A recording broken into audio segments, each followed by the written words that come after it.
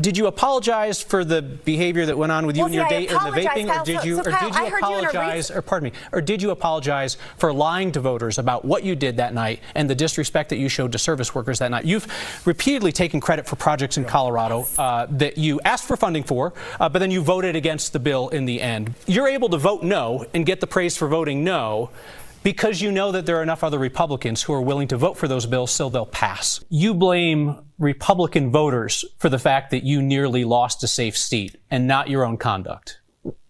Scandal-prone MAGA Republican Congresswoman Lauren Boebert recently had what sure looks like the very worst day of her public life when her relatively low-profile Republican primary debate blew up on social media, exposing an hour's worth of her public humiliation to the American people, and we've got to talk about it. But before we do, if you end up liking this video and you want to support the channel, please be sure to hit the like, subscribe, and alert bell before you go. All right, friends, we have several clips to look at in this video, and I think you'll enjoy all of them. For context, this is a Republican primary debate for Colorado's 4th congressional district. Currently, Lauren Boebert represents Colorado's 3rd congressional district, but she fears she will lose re-election to her Democratic opponent. So to cynically save her own ass and to keep her job, she is moving in to Colorado's 4th congressional district, which in turn has infuriated the Republicans who have already been campaigning in that district. And so that's the context for all of this.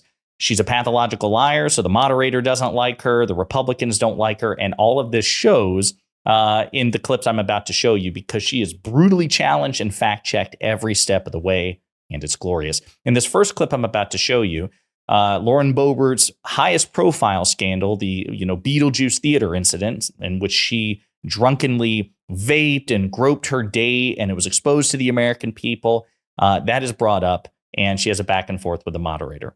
That was about the softest reference that he could have made, but do you want to talk about the theater thing? Sure. So, Kyle, I certainly have owned up to my night out in Denver. And, I've gone on that public apology tour, and I'm grateful for the mercy and grace that has been shown. But I'm not going to continue to live life in shame and be beat up by this. And, I would like to go back to my legislative record for just a second. We're not going to do that. You had plenty of time to answer the question. You chose not to. Sure. That's fine. I just want to make sure. I'll have more time. And you have apologized for the theater incident. I certainly have. And I just want to make sure. Did you apologize for the behavior that went on with you and your date and the vaping, Kyle, or did you apologize for lying to voters about what you did that night and the disrespect that you showed to service workers that night? What specifically were you apologizing for? I don't believe there was disrespect. There were things that were absolutely taken out of context. There's video of your interactions with service workers. I'm asking. Right. Are you apologizing for the lying to voters, that I flipped someone off, and I did not. So I mean, I think it's been very mischaracterized. I'm apologizing for you, Kile Clark, getting footage and releasing that. And people seeing this in a very private moment. Certainly. It was very important to figure out whether you were telling the truth you just had an or whether a interview public recently with agency was lying about your conduct. You just had an interview with CityCast Denver, and you were saying how disgusting it is to record someone without their knowledge. So, again, that's the moderator in question. Kile Clark, by the way, as far as I'm concerned, this guy should be drafted to the big leagues. I mean, he is quick on his feet. He is poised. He is unflappable. He doesn't crumble the way that other debate moderators, even established, much higher profile debate moderators, seem to do. So I think this guy should be a debate moderator for presidential elections or higher profile legislative offices. I digress. So she has another exchange with Kile Clark here about her voting record with respect to taking credit for bills and accomplishments of President Biden and the Democrats, and even occasionally bipartisan bills, but that she nonetheless opposed, that she nonetheless voted against. As you know, Lauren Boebert has a long and tortured history of this, as do many of her other Republican peers, where they try to stymie Democratic or even, again, occasionally bipartisan progress. And then when it succeeds in spite of them, then they try to take credit for it by deceiving their constituents. So she has another exchange here with debate moderator Kile Clark, which is just chef's kiss. Knowledge. Let's talk about the use of earmarks in Congress. You did that very same thing and released it Members to the world. request funding for pet projects. That's what an earmark is. And some Republicans have rejected that process as like wasteful and corrupt and that kind of thing. Colorado's Republican Congressman, former Ken Buck, did not participate in earmarks. Retiring Republican Congressman Doug Lamborn did not use earmarks. Ms. Boebert, when you were elected to Congress, you said that earmarks were wasteful. You said they foster corruption. You said they're a way to buy votes. And then you decided to start using them too. So let me ask all of you, show of hands, please. Will you participate in the earmark process if elected to Congress?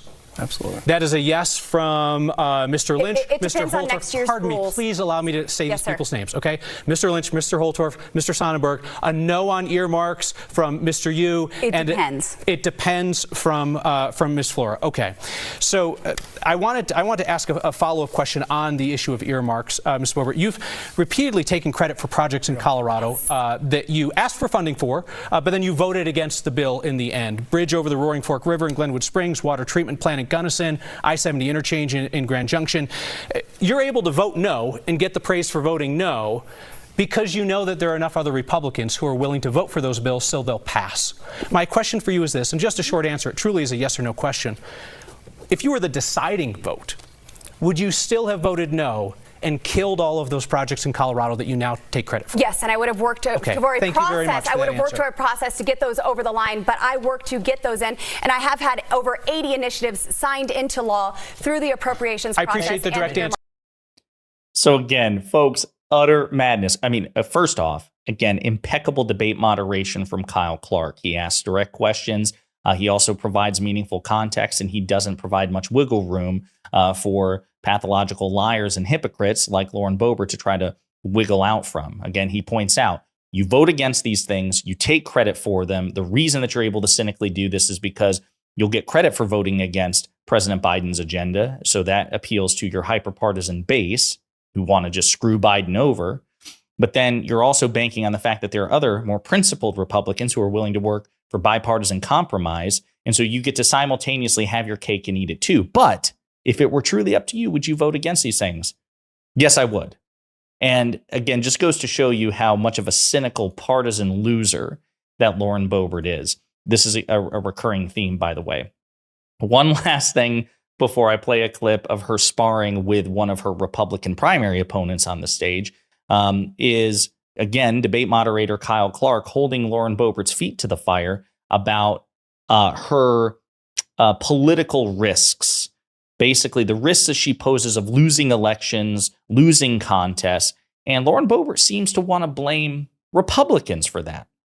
We did have a very close election, but we also had 50,000 Republicans not show up to vote. I do not believe me being here is making this a vulnerable seat. This is a huge move for conservatives in Colorado. So just to be clear, Ms. Boebert, you blame Republican voters for the fact that you nearly lost a safe seat and not your own conduct. When 50,000 Republican voters do not show up and think that their vote does not matter, that does make an impact on elections. We did. Yikes. That's a bold strategy, Cotton, to quote that Will Ferrell movie. Let's see how it pays off. She's blaming the voters in a roundabout way. Like, hey, listen, it was a safe seat, but Republican voters were insufficiently motivated to turn out for me, and that's kind of their fault. I mean, you could make that argument, right? Certainly, the electoral process is two ways. The candidate has to appeal to voters, but voters also have to do their civic duty. But perhaps there is something uniquely off-putting about Lauren Boebert that would motivate people to not vote for her. And again, this is the reason that she is jumping ship from Colorado District 3 to Colorado District 4. She's basically like just moving one step ahead. She's constantly on the precipice of disaster. She's up against a Democratic opponent who nearly beat her last time, again, in a Republican safe seat.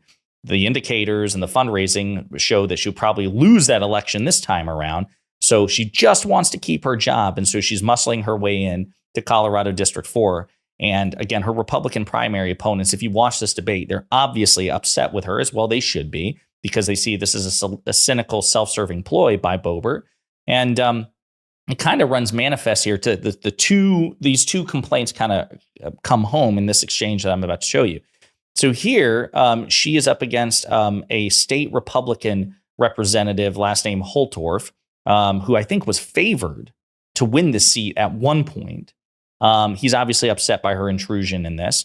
But the complaints come to home where in the sense that he brings up a reason why, one reason why, not the only reason why, Republican voters might not be pleased with Lauren Boebert and might not award her their vote because perhaps she's not very good at her job. In my 5 years in the state house, I passed 38 bills signed by the governor in a majority Democrat House and General Assembly. I know what it means for a bill to be passed and signed by governor or president. So for Ms. Boebert, how many bills did you prime sponsor? I said 38, I prime sponsored, not co-sponsor, because you can co-sponsor post facto. Anybody can put their name on a bill after it passes. How many bills did you prime sponsor in the U.S. Congress that actually were signed by the President of the United States? So thank you so much, Richard. You know, it's interesting that you're touting the legislation that you have passed. You also say that you are a no-nonsense conservative. Well, I think the voters back home should know that a no-nonsense conservative should not have a failing Liberty score. We have the Independent Institute who scores representatives for their legislative record. And if you are not voting how you campaign, well, then you get a negative impact. And I'm the only person. You like to here answer the question, or would you like to talk about Liberty Thank scores? You You can answer the question, ma'am. I It's certainly okay. will.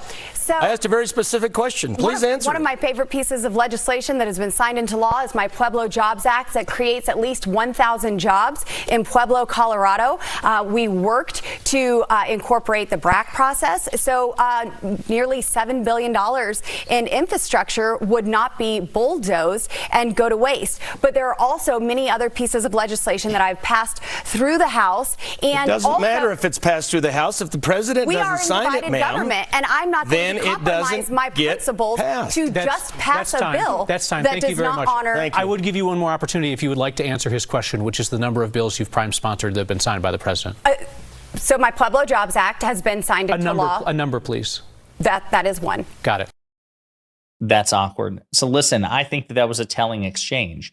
Lauren Boebert makes the same mistake that so many other partisan MAGA Republicans do, which is they're like, listen, screw accomplishments, screw successes.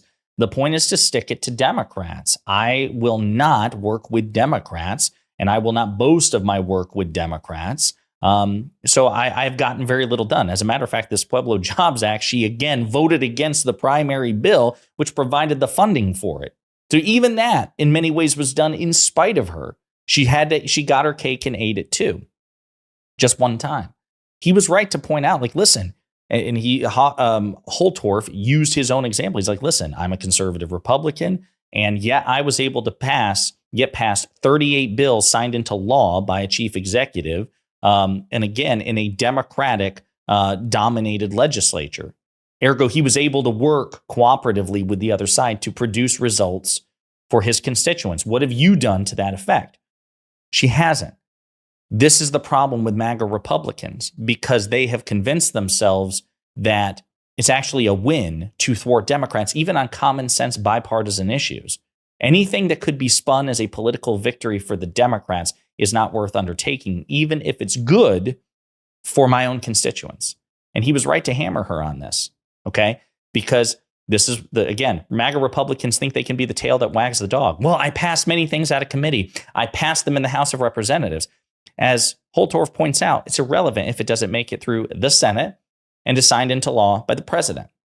MAGA Republicans don't get that, and they should be punished for it ruthlessly at the ballot box in November. Again, I encourage you to check the full debate out. It's the moderators and the other Republicans, they brutally fact check and challenge Lauren Boebert, and she's clearly out of her depth in the situation. Actually, before we end the video, I do want to point out there is some evidence to suggest that Lauren Boebert is in serious risk of costing Republicans this safe District 2, Colorado District 4, if she somehow wins the primary, which I suppose is possible given her high-profile nature and the fact that she's an incumbent, right? Colorado District 4 has no incumbent. The incumbent was Ken Buck, and he resigned from Congress, so it's vacant. There's no incumbency advantage there. Well, she wins the primary, which again is possible. Polls show that she will likely lose to her Democratic challenger. Because again, this is the problem. MAGA Republicans have to run as far right as possible, and they have to be as deranged and unhinged as possible to win a MAGA Republican primary. And then in a state like Colorado, which is not a red state, then they have to run twice as far in the opposite direction to try to appeal to independents as well, because just winning the MAGA Republican base is not sufficient to win you a general election. This is what MAGA doesn't get. This is the catch-22 that they put themselves in because they're an incompetent cult of personality that's devoted entirely to pleasing Donald Trump. Well, it turns out pleasing Donald Trump doesn't always win you elections. As a matter of fact, more often than not, it costs you elections. but MAGA doesn't get it. So it'll be interesting to see what happens. Let me know what you think in the comments.